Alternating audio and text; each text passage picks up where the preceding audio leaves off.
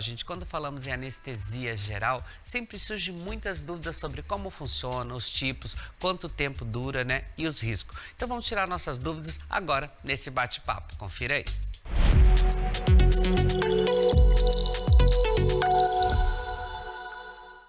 E no nosso quadro da Unimed Costa Oeste, a gente vai conversar hoje com o anestesiologista, o Dr. Alexandre, que vai explicar um pouquinho pra gente sobre anestesia geral, que muitas pessoas têm dúvida e geralmente, mesmo quem já passou por uma cirurgia e vai fazer anestesia de novo, surge sempre essas dúvidas, né, doutor? Tudo bem? Boa tarde. Boa tarde, tudo bem?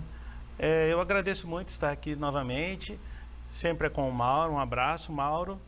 E é sempre interessante trazer essas informações. Como eu falo muitas vezes, a anestesia, essa ciência que nós temos hoje, ela é muito recente. A anestesia, na verdade, é muito antiga, mas como esse formato é recente, tem muitas dúvidas, muitas lendas urbanas. Então, sempre quando temos a possibilidade de trazer alguma informação para tirar essas dúvidas, está valendo. Então, doutor, explicando pra gente o que é, então, a anestesia geral. A anestesia geral foi, por incrível que pareça, a primeira anestesia que se teve. Se você for pesquisar, desde do Egito Antigo, da Grécia, da Roma Antiga, já tinha anestesia geral. Outro dia foi descoberto um kit completo de um cirurgião do exército romano, que só era possível aquele tipo de procedimento se houvesse uma anestesia. E essas anestesias eram feitas através de plantas. Eles usavam beladona, usavam o próprio ópio e outras plantas nesse sentido para conseguir entorpecer a pessoa e fazer pequenos procedimentos. Mas aquele negócio de tomar um trago é só em filme. Toma um para conseguir operar e só em filme. Ali não, é a forma como acontece. A anestesia geral hoje já não é mais nessas plantinhas, é uma tecnologia muito avançada, uma farmacologia muito avançada, em que nós enganamos o cérebro, para falar a verdade. Muitos pacientes chegam no consultório perguntando se a gente desliga o cérebro. Não, não desliga. Tirando uma licença poética para poder dizer, nós enganamos. Nós fazemos o cérebro pensar que está dormindo.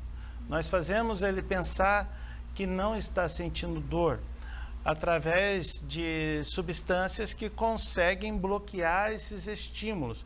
São bloqueios que induzem a uma coisa, falando mais tecnicamente.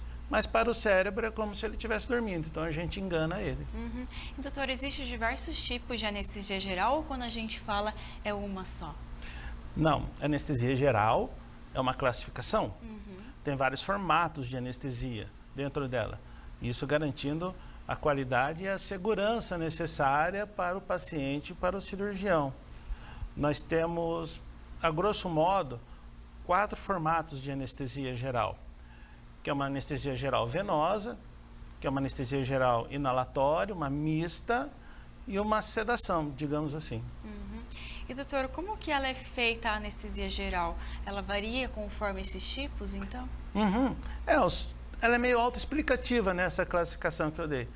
A endovenosa, ela é feita simplesmente com o soro pela veia do paciente. Ela é mais utilizada para se fazer exames diagnósticos, pequenos procedimentos que você procura só um conforto. A inalatória é simplesmente através de uma inalação em que induz o sono. Ela é mais conhecida, o pessoal chama de cheirinho, que é mais indicado para as crianças, que a gente quer evitar pegar uma veia, criar um trauma, o medo da picada. Então a gente induz a anestesia através da inalação. E muitas vezes fica só na inalação. Tem a mista, que é a mistura das duas, que é o que acontece na grande maioria das cirurgias, principalmente nos adultos.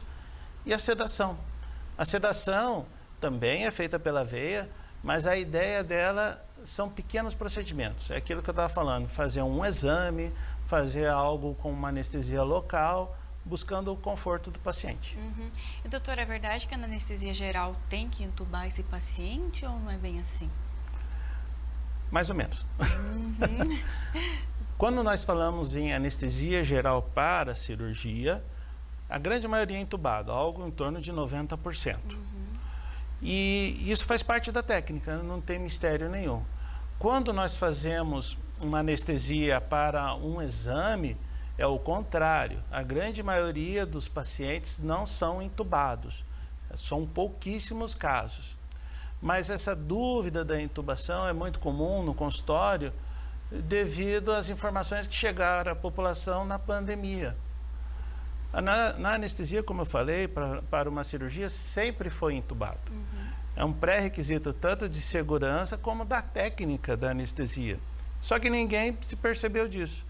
Como teve muito comentário na pandemia, foi criada uma imagem de gravidade, de dificuldade, pacientes graves, o pessoal ficou assustado. Mas a gente explica no consultório, não, é parte da técnica. Muitas vezes o paciente já foi entubado e nem sabe, olha só, você foi, tudo bem tranquilinho. Mas sim, é entubado pela segurança, não tem como. E doutor, essa intubação é aquele negócio que o cano vai para uma máquina que respira pela gente? Como que é? Porque a gente que é leigo nesse assunto fica até se perguntando como é que é. E como você falou, na pandemia também surgiu muitas informações erradas sobre isso também. Quando a gente fala da anestesia, a intubação tem duas razões diferentes, mas trabalham juntas. A primeira razão é que quando nós fazemos a medicação da anestesia, ela na verdade é um coquetel, não é um só remédio.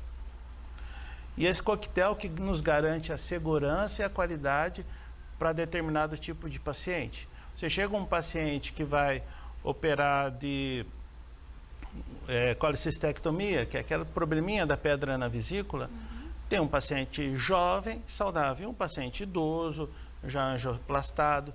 Então, com esse coquetel, nós conseguimos moldar a segurança. Dentro desse coquetel, tem uma medicação que é o relaxante muscular. Não aquele de farmácia, é um de cirurgia. E quando ele está funcionando no organismo, a pessoa não consegue respirar por conta. Então, tecnicamente, é obrigatória a intubação para que ele consiga respirar nesse formato de anestesia.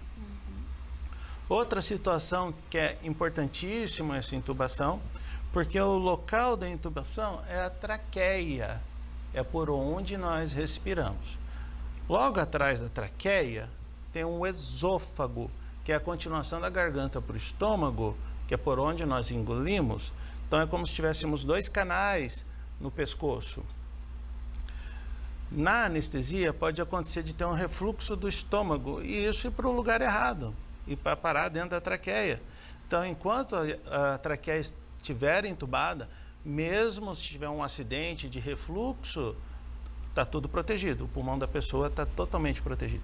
Então, é tanto pela respiração quanto pela proteção. Nos pacientes de UTI, é justamente porque eles estão muitas vezes no coma induzido. E nesse coma induzido, da mesma forma, precisa que a máquina auxilie na respiração. E doutor, no caso das cirurgias, existe então casos de a pessoa na anestesia geral não acordar mais? Ou como que é feito para acordar? Porque isso acho que é, assim, 100% dos pacientes que chegam lá para ti devem perguntar, né? Sim, muitos. Bom, a anestesia, apesar de todo esse parte mística e lendária que ela tem, no fundo é uma medicação, como qualquer outra. Acabou o efeito, a pessoa acorda. Não tem mistério. Porque nunca mais acordou da anestesia. Olha, então aconteceu outra coisa, porque a anestesia é só um remédio, não tem como acontecer isso. Inclusive, nós temos algumas categorias de medicações chamadas antagonistas, que são justamente, digamos, os antídotos da anestesia. Então, vamos supor que uma cirurgia acabou mais rápido do que o previsto, e algumas medicações não perderam o efeito ainda, e está na hora de acordar o paciente. Neste caso, a gente usa o antídoto, um antagonista. Corta o efeito e a pessoa acorda. Então, não tem essa situação de não acordou mais. Isso é uma lenda bem corriqueira. E nesse acordar, o paciente vai acordando normalmente, doutor? Ou às vezes tem que chamar, assim, o paciente, o nome dele ou não? Tranquilamente ele vai voltando? Vai voltando. Claro que cada cirurgia, cada situação tem uma história diferente. Mas, Tem uma medicação que nós usamos muito hoje, que ela induz um sono muito fisiológico. Então, é tão fisiológico que a pessoa sonha. É muito engraçado. Tem horas que a pessoa acorda da anestesia, nossa, doutor, estava sonhando, foi um sonho tão legal. Não é consciência inadvertida, é sonho. Ela conta que estava viajando, que estava... É muito interessante, é muito interessante. E também, dependendo do padrão da anestesia, é comum a gente ver no centro cirúrgico a pessoa acordar, oi, Núbia, tudo bem? Já acordou? Vamos acordar? Já acabou a cirurgia? E vem aquela pergunta, ué, mas já operou? Já acabou tão já rápido? Já acabou, nem viu, nem sabe, nem percebeu. Então, o conforto da anestesia hoje ficou muito grande mesmo. E bom isso, né, doutor? Porque a medicina, a tecnologia vem avançando muito para trazer mais essa segurança e mais essa tranquilidade também para o paciente, né? A parte da anestesia em específico é uma ciência da medicina que evolui muito, porque ela é totalmente baseada em tecnologia e farmacologia. Bom, tecnologia a gente nem precisa falar dos avanços que tem. Todo ano, técnicas novas, aparelhos novos, inteligência artificial, tudo ajudando a gente. E a farmacologia tem a competição natural entre os laboratórios que fabricam anestésicos. Então, todo ano são drogas novas, medicações novas, visando o conforto, a segurança, e com isso são grandes saltos de qualidade de um ano para o outro. E doutor, mesmo com isso, a anestesia geral ela ainda tem alguns riscos ou a gente pode descartar totalmente? Descartar não tem como. O risco é inerente à vida, não tem como. Quem brinca com a bolsa, então, sabe como que é, né? Mas, assim, a anestesia tem seus riscos, mas como eu estava te explicando, justamente devido a esse avanço tecnológico, avanço medicamentoso, essas possibilidades de coquetéis que nós misturamos medicações e isso traz uma qualidade melhor para o paciente, traz uma segurança muito grande mesmo. Antigamente, como era ruim essa qualidade, não eram medicações tão avançadas, a pessoa se preocupava muito com a segurança. Hoje a segurança se tornou inerente à anestesia. Nós fazemos anestesias em recém-nascidos, prematuros, até pessoas de mais de 100 anos, isso praticamente diariamente. A gente faz anestesia em pacientes de grandes pesos, em obesidade, para uma cirurgia bariátrica. Então, todo esse leque de possibilidades é necessário uma medicação adequada, com segurança. E doutor, por exemplo, assim, a pessoa fez uma cirurgia, recebeu anestesia geral, por exemplo, agora em abril, ela pode repetir, tem um prazo para repetir essa anestesia, às vezes precisa refazer a cirurgia ou acontecer alguma coisa que ela vai ter que fazer outra cirurgia? Atualmente não temos esse problema. Atualmente, com as medicações que nós temos, a pessoa pode receber anestesia todo dia. Existem alguns tratamentos, por sinal, que é neste formato, todo dia uma anestesia, para fazer um curativo, por exemplo, e no final do tratamento a pessoa vai embora para casa, sem problema nenhum. Toda essa lenda foi criada porque realmente, há alguns anos, algumas décadas, tinha uma medicação chamada Alotano, em que ela tinha alguns problemas e com isso tinha que esperar pelo menos um mês para poder repetir a anestesia. E ficou essa informação com a população e isso foi passado de um para outro. Mas hoje não tem mais isso não. Pode receber quantas vezes for necessário, se tiver que repetir um exame, repetir um procedimento, não tem risco. O risco da anestesia hoje é praticamente o mesmo de qualquer medicação. Você vai tomar uma medicação, pode ter uma intoxicação, pode prejudicar um pouquinho o fígado, mas isso, qualquer medicação. Tem gente que fica com insuficiência renal por causa de anti-inflamatório. Então, toda medicação tem o seu viés, mas a anestesia Não está nesse sentido, ela é bem mais tranquila. E doutor, tem alguém que não pode receber em hipótese alguma anestesia geral, que tem algum problema? Ou isso também é um outro mito? Não, isso é outro mito. O que acontece muito lá no consultório são pessoas que há décadas receberam uma anestesia rudimentar, antiquada, que tinham seus problemas, como eu estava comentando, e aconteceu alguma situação naquele momento e ela recebeu essa informação: olha, você não pode receber anestesia nunca mais. Quando alguém chega falando isso, eu sempre brinco com eles. Na época que você recebeu essa anestesia, existia celular? Não. Existia internet? Não. Qual que era o carro da época? Del Rey.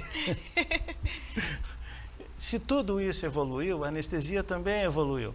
Aquela anestesia, há décadas, ela nem é mais utilizada. Então, eu nem entro muito na questão do que aconteceu. Muitas vezes o paciente não sabe informar. Mas o fato é, hoje não existe isso. Como eu estava falando, nós fazemos anestesia de prematuros a centenários, nós fazemos anestesia de pessoas desnutridas até grandes obesos e sem problema nenhum. Tem anestesia, inclusive, que é para transplante cardíaco. Então, como dizer que a pessoa não pode receber anestesia? O que acontece, sim, são pacientes tão vulneráveis que chegam a nós, pacientes politraumatizados, pacientes que estão em septicemia, pacientes muito graves, e aí sim, pela própria instabilidade do paciente, pode infelizmente chegar a este ponto. Mas daí a dizer da anestesia, não, qualquer um pode receber. Tem anestesia para todo gosto.